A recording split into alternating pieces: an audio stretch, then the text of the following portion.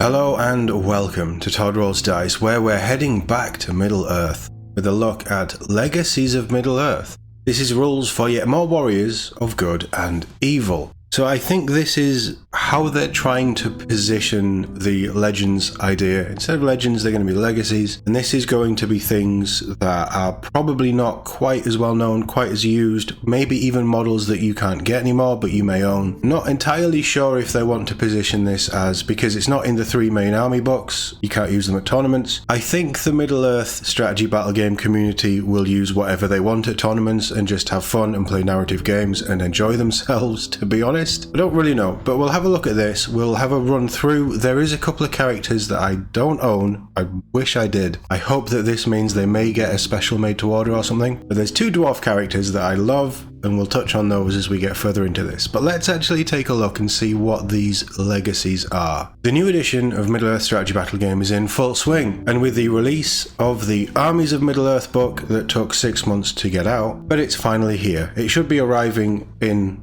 my house, at least, on Monday, so I'm really looking forward to that. Players can get some of their favourite non-film characters on the battlefield. In short, it's a great time to be a fan of Middle-earth. That statement I agree with. The old 25-year-old riders of Rohan are looking a little bit old now, aren't we? Can we get a refresh, please, GW? Thank you very much.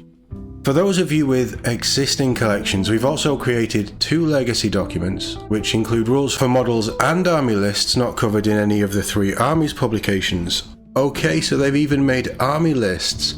They've really gone in on this. Separated into good and evil, each document contains profiles and army lists that allow fans to use models no longer officially supported as part of the Middle-earth strategy battle game, so this isn't going to be made to order stuff. This is old stuff that you can't buy anymore. Each profile has been updated to work alongside the new edition, and each army list allows you to field the models in the new format. Some profiles will also include a list of existing army lists they can be included in. For example, Grimbold of Grimslade can be included in the Kingdom of Rohan and Fords of Eisen army lists. Yeah, I like this. So this is the idea that the armies of Middle-earth, but with characters you're not going to be able to buy. Yeah, okay, or are probably not going to get new rules and an upgrade. So we will have a skim through both of those documents in a moment. There we are, Murin and Dra. I always wanted them. I don't know why I don't own them, but I just love these 2 dwarfs. They're my favourite dwarfs in this game. So the profiles and army lists are not intended for use in match play events, and will not be legal on any official Games Workshop events. Not at any events officially supported by Games Workshop. So this is all Legends. This is not new to anybody who knows how they deal with Legends for 40k, AOS, Old World. I suppose everything in Old World is a legend, isn't it? But you know what I mean. That being said, you can use them on your own tables, and event organisers are more than welcome to use them at their own events, as long as it's clear to all participants that Legacies of Middle-earth documents are in use. I think it's sad that this has to happen, but I also understand that you can't keep a whole host of characters in production. Obviously, Games Workshop are not going to support these, but I think it's good that they've given them rules and new profiles for the new game, and I think it's actually pretty good that they've thought about army lists for them as well. So for people like me who are probably never going to do match play stuff in any real seriousness, you can build armies with this stuff and have just fun. That's the thinking. So regardless of the restrictions, the profiles and army lists presented in this document are complete. A good deal of care and attention has gone into designing, playtesting and balancing these rules. As with all things Middle-earth, the intent was to capture the spirit of beloved characters and bring them to life on the tabletop. I suppose the question is, why would you put so much time into doing this for legacy characters when you're not going to sell them? Surely there's an option to just have a made-to-order run. I get not supporting them in match play. I don't get not supporting them in if Games Workshop do official narrative events. I think that you could allow them to be supported there. But they've obviously focused on everything that's included in the previous editions, which is great. I think that's positive and that's how they should do this stuff. I just don't know why you can't. I suppose you can use them, but I don't know why you can't use them in official narrative stuff. But hey ho, Games Workshop do what Games Workshop do. Take the Expedition to the East army list, which allows you to include Murin and Dra and Syrian, Lieutenant of Amon Barad, along with bands of Dwarves and Minas Tirith. Amongst the special rules given by the army list is Spoils of War, which sees the army questing for treasure, even as the battle rages. Oh, I love these guys. I am tempted to make it my life's mission to hunt these two models down and have them. So, Expedition to the East, Spoils of War. At the beginning of the game, before either army has been deployed, your opponent secretly chooses a piece of terrain on the board. This contains the treasure your army is seeking. If a friendly model ends its activation in base contact with a piece of terrain and is not engaged in combat, it may search that piece of terrain. If it does, your opponent must reveal if that was their chosen terrain piece. If it was not, nothing happens. If it was, then the model discovers the treasure and leaves to return it to Minas Tirith. Remove the model from play, it does not count as a casualty. Oh, cool. If, when the game ends, you have discovered the treasure, you gain an additional 2 victory points. This can never take this army's controlling player's total victory points above 20. That's just a cool little narrative rule. I love it.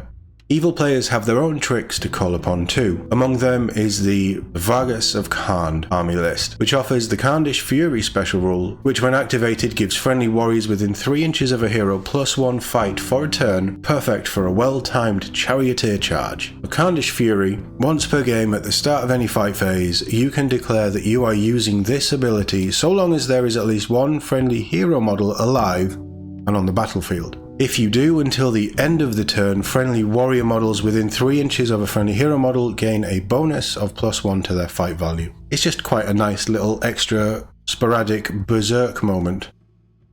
If you hit your enemy lines, you've got your hero with warriors around them pushing into the enemy.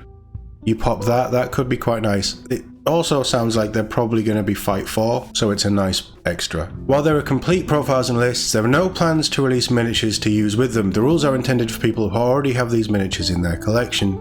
Oh, big sad. Which I think, again, that's expected.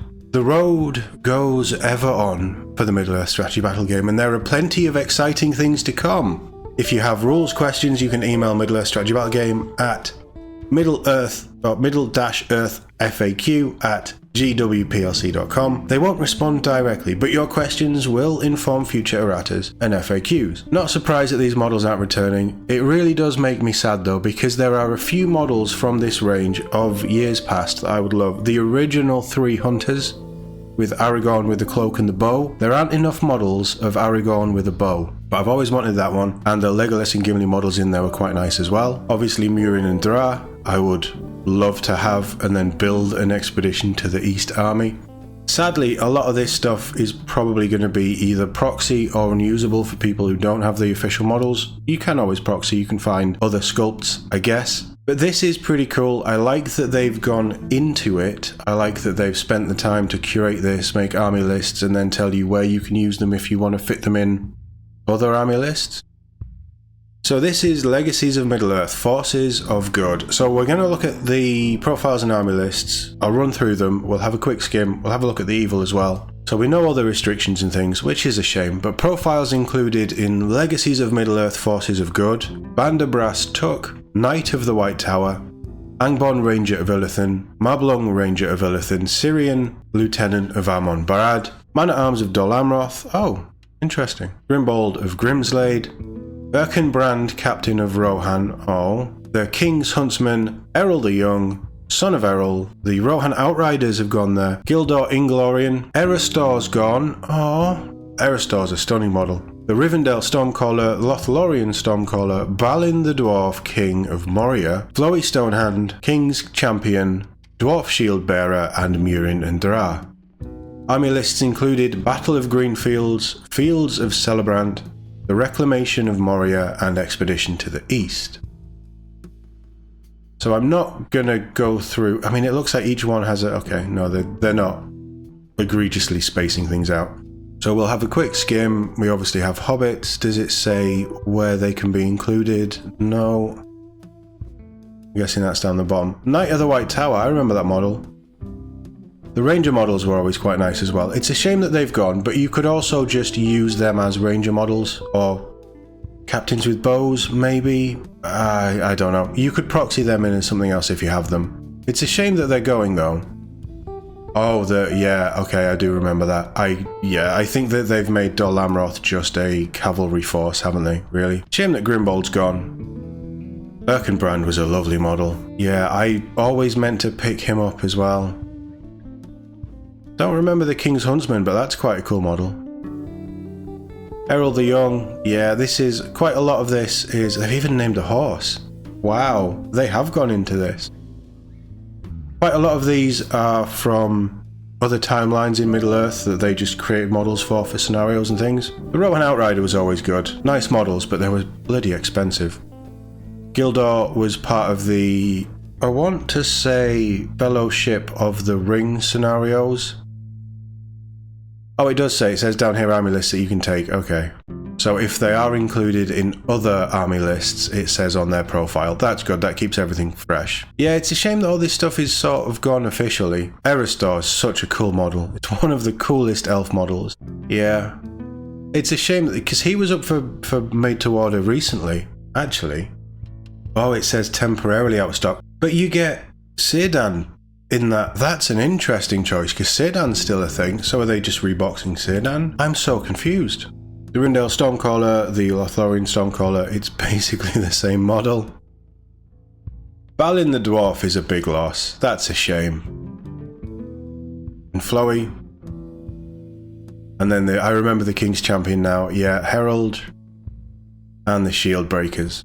Shield Bearers, sorry. That's what I was thinking the Khazad Guard were. And then Murin and Dra, who were just cool. So army list, the Battle for Greenfields is the hobbit-y stuff. You can take Rangers and Hobbits, which would be quite a fun army. So Rangers are... I need to see the Ranger profile, I haven't seen it yet. Rangers of the North is still 25 points. Fields of Celebrant is the sort of earlier age of Rohan, and Warriors of Minas Tirith and Citadel Guard as well. Reclamation of Moria is all about Balin going in to take back Moria. It's a shame that that's gone, there's some cool stuff in there. And then the Expedition to the East, which we've seen, is a mix of Dwarves and Minas Tirith. Fun stuff. Like I say, I'm not going to go deeply into all this. It is a shame that Eristor's gone. Can you take Murin and Dra in other lists? No, you can't. Oh, they can be included in the Iron Hills as well. Yeah, okay. That makes sense. Yeah. Yeah, fun stuff. Let's have a look at the evil.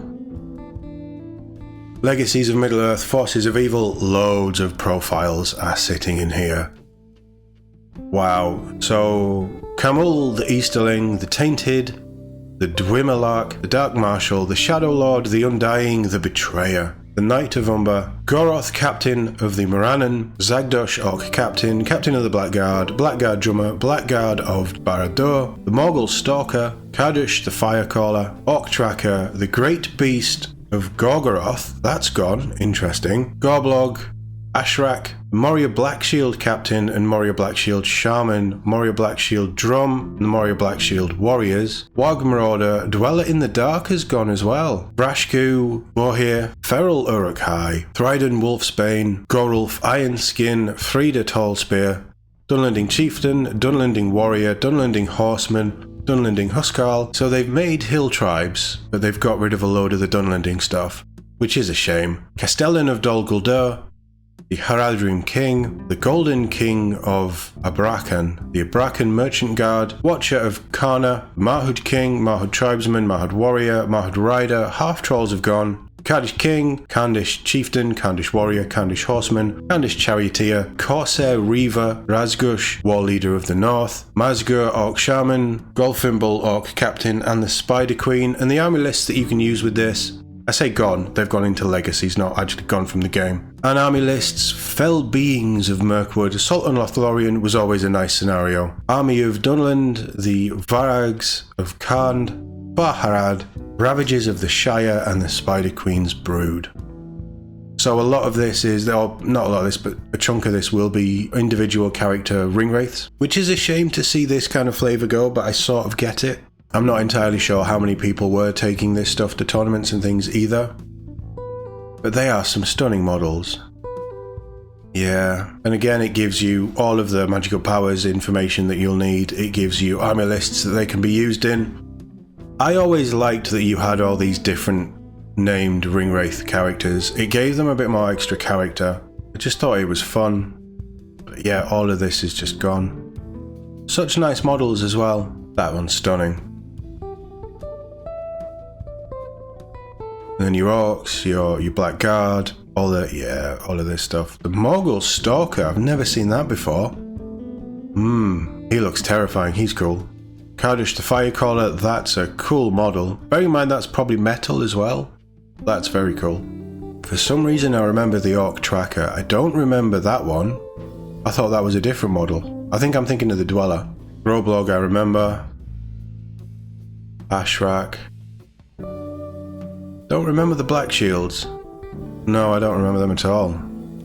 They are...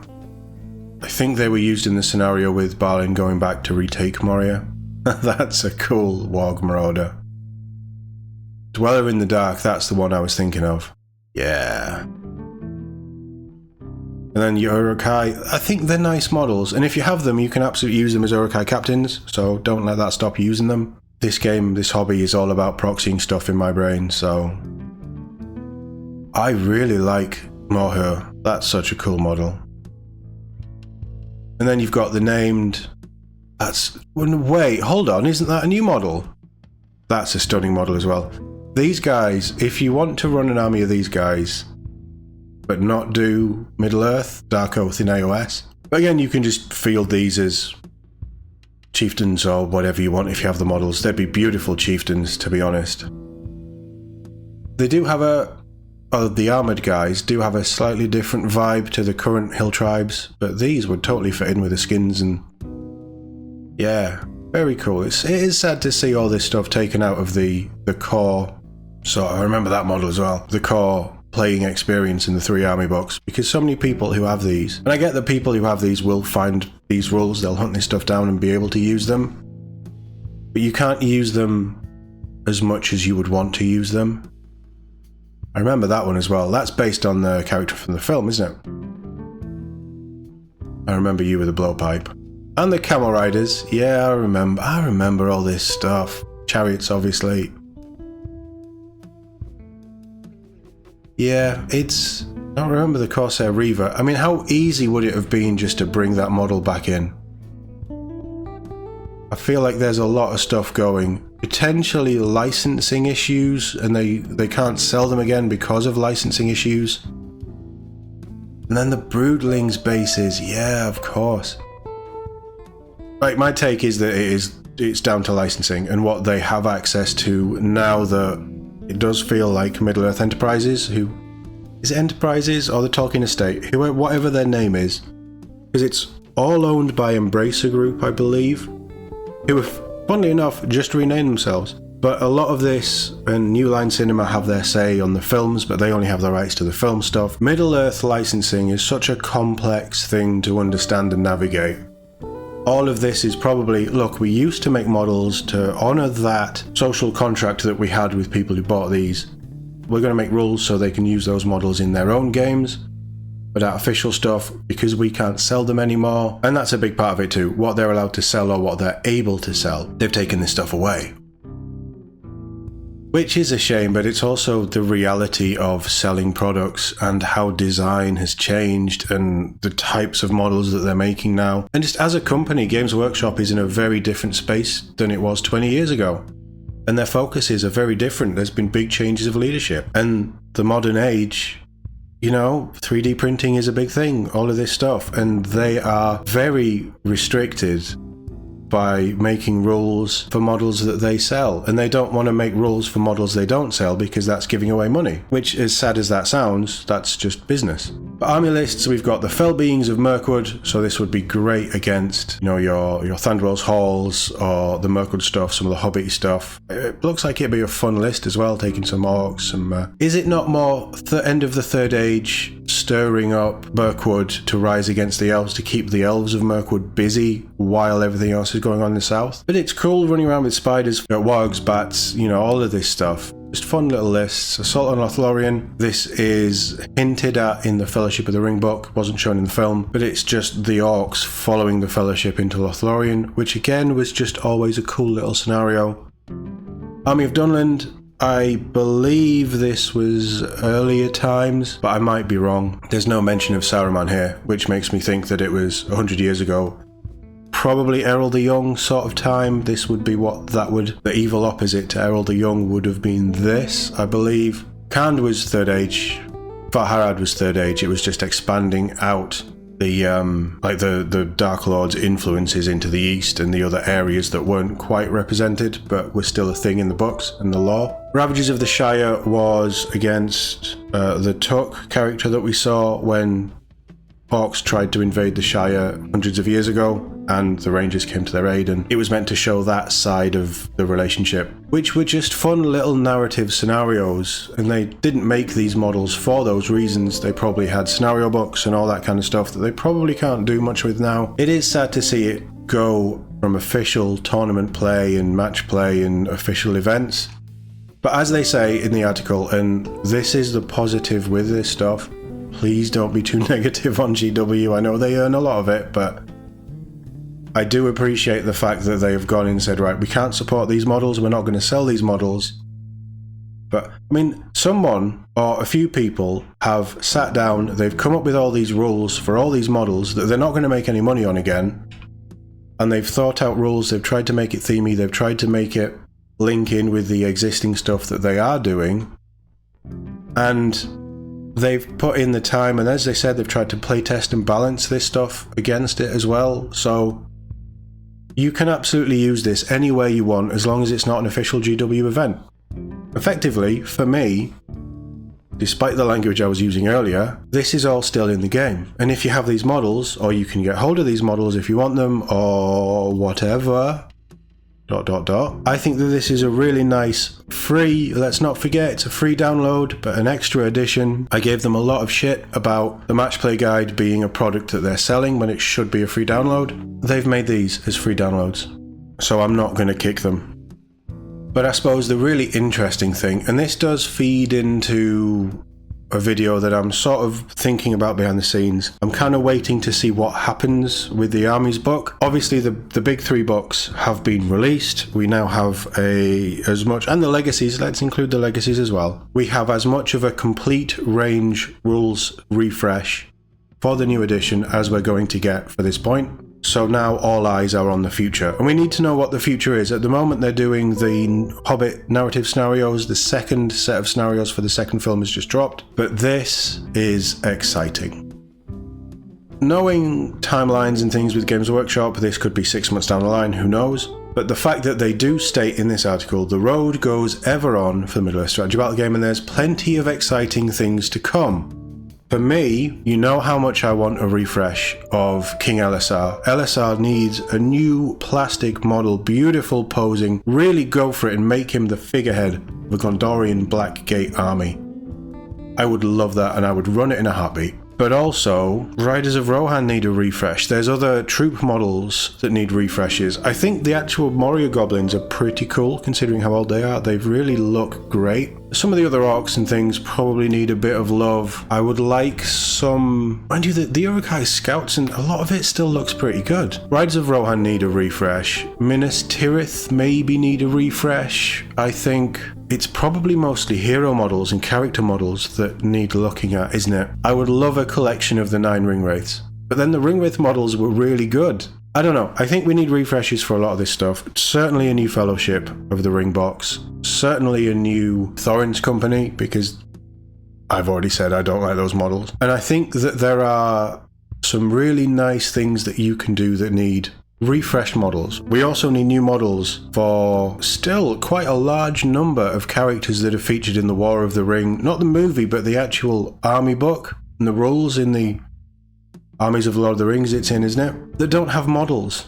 Hammerhand being that really old resin model with him on horse and him in armor, it's fine having him in his final rage-fueled scenario, but that model, for me, if I wanted to do a Helm Hammerhand leading Rohan army, I'd want to do the other list where he's in his full resplendent battle armor, ready to take on the threats on his borders. We don't have that model. We don't have him in armor in the design of the animated film. And the models that they've made from the concept designs from War of the Rohirrim are really good models, truth be told. I'd like to see Hera in the flesh, but the actual box, the starter box with all of the new models, is incredible. So There's a lot that needs to happen. They do have the money to do it. Let's be honest, they're on record profits after record profits after record profits year on year. I think they can stand to put a little bit of investment into the model ranges, refreshing things. They've obviously spent a lot of time and money on getting the license sorted out. This is why there was the delay with sort of books and things over the last few years, because they were hashing all this stuff out. That isn't going to have been cheap. But now that they have it, they really need to do something with Middle-earth strategy battle game and keep pushing it back into the forefront. Actually focus on it quite a lot, get some proper new models in, get some characters that people are going to look at and go, I know that character from the film. Prince Imrahil looks incredible, but how many Lord of the Rings fans only know the films, know Prince Imrahil? Very few. Things like that. So we need quite a lot of new stuff, we need a lot of refresh stuff, even if it's new poses, more dynamic. But I mean, that Fellowship of the Ring box is awful. The poses are just terrible. Sorry to whoever sculpted that, I apologise, but it just doesn't work for me. I would love to see them in plastic, but the modern plastic designs. And if you do that, you push that, you get that picture everywhere of the new Fellowship of the Ring with this new edition, within ideally the first 6 months, but within the first year of this edition, say, hey, look, you remember Lord of the Rings. We've missed all of the 20th anniversaries of the films, but you can get this now anyway. And if you have a box like that in every Warhammer store, you will get people going in who know Lord of the Rings, they'll see a Fellowship box, they'll see characters that they know, and they'll be interested and they'll want to know more, maybe pick it up, build them, paint them, slowly pull them into Middle-earth strategy battle game. They've been sleeping on this franchise for a while because they've been doing stuff in the background, absolutely. But now is the time that that third army book is out. Now is the time to really start to push it forward and put in the time and the money to make that happen. It seems like they're happy to put in the time in. Certainly with these Legacies lists, they're really, really cool. But now let's start to see the future of where this game is going and really give us fans something to get super excited about. It's been a longer video than I was expecting. But thank you all for being here. I would love to know your thoughts. Let me know in the comments below. As always, thank you very much for watching, and I'll see you all in the next one.